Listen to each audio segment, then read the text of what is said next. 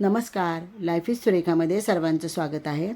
तर इथे सत्कार होतो आहे आणि तो देखील माझा सत्कार होतो आहे. तर सत्कार होण्याचं कारण सांगते की गेले कित्येक वर्ष मी माझ्या शहरामधून RPI पक्षाची महिला शहराध्यक्ष म्हणून काम करत होती.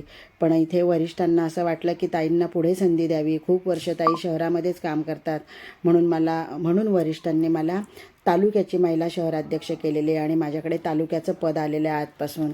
तर वरिष्ठांनी माझ्यावर जो पण विश्वास दाखवलेला आहे त्या विश्वासाला पात्र ठरून मी तसंच काम करीन, संघटना वाढवण्याचं काम करीन आणि एकनिष्ठ पक्षामध्ये राहून पक्षाचं देखील एकनिष्ठतेने काम करीन. एवढंच मला वरिष्ठांना पण सांगायचं आहे आणि अशीच पुढे माझी कामं चालू राहतील. आणि कालपासून भरपूर शुभेच्छांचा वर्षाव होतो आहे.